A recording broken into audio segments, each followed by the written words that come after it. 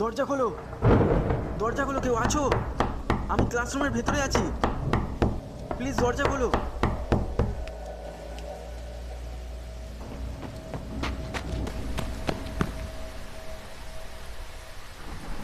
কেউ আছে? আমি স্কুলের ভেতরে আছি, প্লিজ দরজা খুলে দাও। কেউ আছে?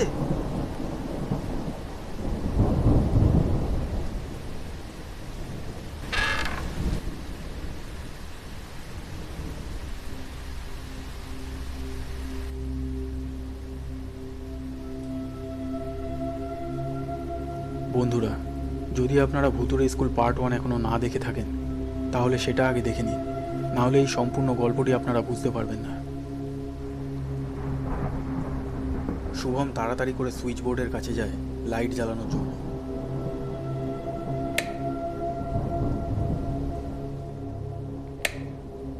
কিন্তু সে দেখে যে ক্লাসরুমের লাইট জ্বলছিল না। হয়তো খুব জোরে বৃষ্টি আর হাওয়ার কারণে পাওয়ার কাট হয়ে গিয়েছিল। সে আবার দৌড়ে গিয়ে অন্যদিকের জানালাটার দিকে যায়। কেউ আছে? আমি স্কুলের ভেতরে আছি, প্লিজ দরজা খুলে দাও। কেউ আছে? শুভম বারবার সাহায্যের জন্য চিৎকার করতে থাকে, কিন্তু বাইরে কেউ ছিল না।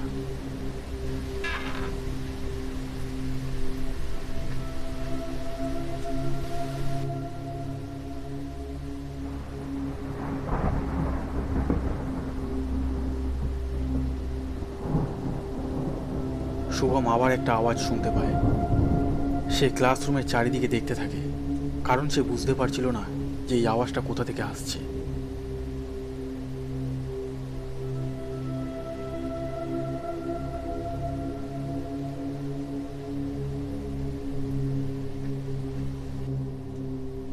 শুভমের খুব জল তেষ্টা পেয়েছিল, তাই সে নিজের ব্যাগ থেকে জলের বোতল বার করতে যাচ্ছিল। তখনই তার মনে হলো যেন কোনো একটা আওয়াজ আস্তে আস্তে সামনের দিকে আসছে। সে খুব ভালো করে শোনার চেষ্টা করে যে ওই আওয়াজটা কিসের আওয়াজ।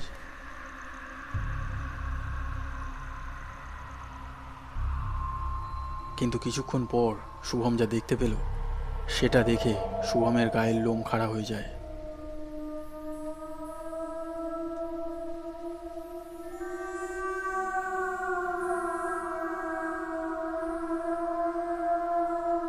শুভম যা কিছু তার সামনে দেখতে পাচ্ছিল সেটা সে বিশ্বাস করতে পারছিল না।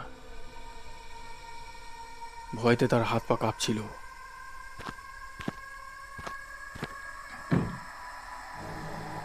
শুভম একটা বেঞ্চে নিচে লুকাতে যাচ্ছিল, কিন্তু তখনই তার পা একটা বেঞ্চের সাথে ধাক্কা লেগে যায়।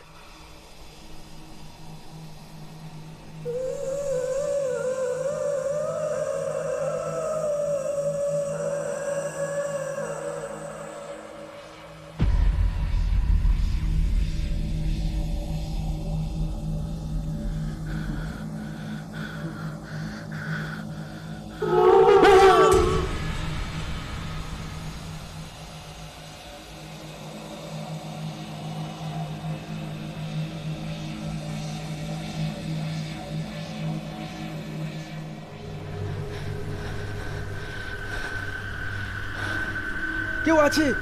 প্লিজ বাঁচাও আমাকে, আমি স্কুলের ভেতরে আছি, 3 তলার ক্লাসরুমে, প্লিজ কেউ দরজা খুলে দাও।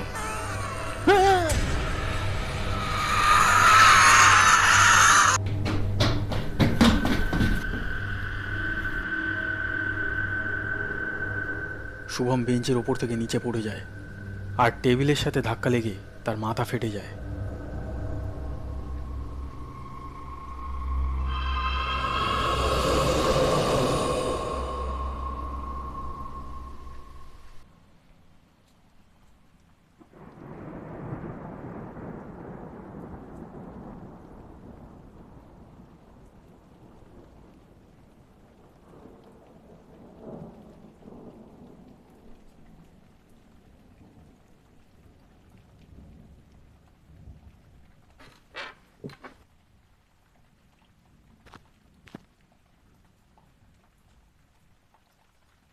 কিছু সময় পর স্কুলের কেয়ারটেকার অশোক ওই ক্লাসরুমে আসে।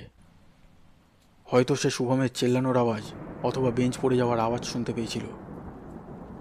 সে দেখে যে শুভম অজ্ঞান হয়ে গিয়েছিল আর তার মাথা থেকে রক্ত বেরোচ্ছিল।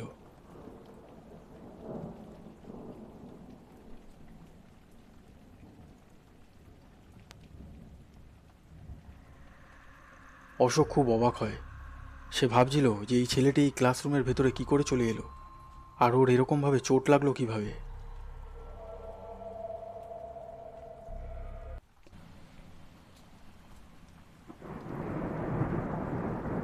ওই কেয়ারটেকার শুভমকে উঠিয়ে নিয়ে তার ঘরে নিয়ে যাচ্ছিল, কারণ সে ভাবল যে শুভমকে এখন ডাক্তারের কাছে নিয়ে যাওয়ার জন্য এই বৃষ্টির মধ্যে অটো বা রিক্সা পাওয়া যাবে না। আর তাছাড়া অনেক রাত হয়ে গিয়েছিল, তাই জন্য সে তাড়াতাড়ি করে শুভমের মাথায় ব্যান্ডেজ দেওয়ার জন্য শুভমকে নিয়ে তার ঘরে যাচ্ছিল।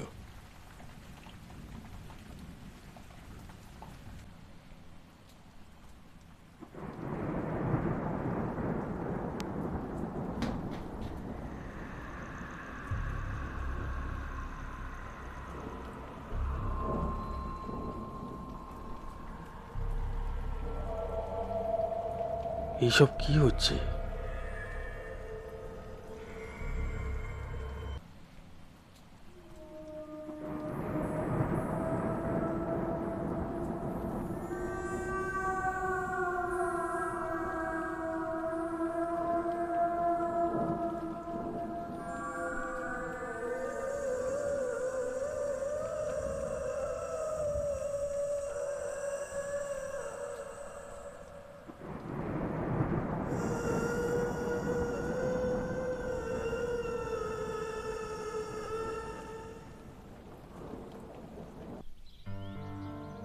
সকালে যখন শুভমের জ্ঞান ফেরে, তখন অশোক শুভমের থেকে তার বাড়ির ফোন নাম্বার নিয়ে শুভমের বাড়ির লোকে।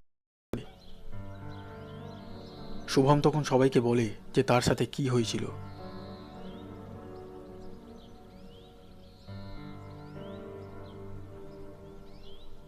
আর তারপরে এই ব্যাপারটা পুরো স্কুলে আর আস্তে আস্তে পুরো গ্রামের লোকেদের মধ্যে ছড়িয়ে পড়ে। শুভমের কথায় কেউ কেউ বিশ্বাস করছিল, কিন্তু বেশিরভাগ লোকেরাই এই ব্যাপারটাকে একটা আজগুবি কথা বলে উড়িয়ে দিচ্ছিল। কিন্তু পুরো গ্রামের লোক শুভমের কথা তখন বিশ্বাস করতে বাধ্য হয় যখন ওই ঘটনার কিছুদিন পরেই আরেকটা অদ্ভুত ঘটনা ঘটে। একদিন সকালে যখন সমস্ত ছাত্র আর শিক্ষকেরা স্কুলে আসে, তখন তারা দেখে যে স্কুলের কেয়ারটেকার অশোক তার ঘরের দরজা খুলছিল না। অনেক ডাকাডাকির পরেও যখন সে দরজা খুলল না, তখন বাধ্য হয়ে দরজা ভাঙতে হয়। আর তারপরে সবাই দেখে যে অশোকের লাশ ঘরের মেঝেতে পড়েছিল। অশোকের মৃত্যুতে সবাই খুব অবাক হয়ে যায়। পুলিশ যখন অশোকের লাশটিকে পোস্টমর্টমের জন্য পাঠায়, তখন পোস্টমর্টম রিপোর্ট থেকে জানা যায় যে অশোকের মৃত্যু দম বন্ধ হয়ে যাওয়ার কারণে হয়েছিল। কিন্তু অশোকের ঘর থেকে এমন কিছুই পাওয়া যায়নি যার জন্য অশোকের দম বন্ধ হয়ে মৃত্যু হতে পারত।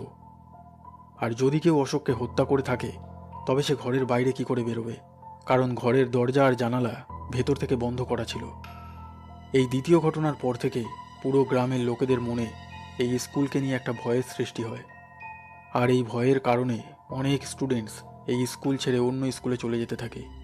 আর আস্তে আস্তে স্টুডেন্টসদের সংখ্যা এত কম হয়ে যায় যে কিছু বছর পর এই স্কুলটিকে বন্ধ করে দিতে হয়।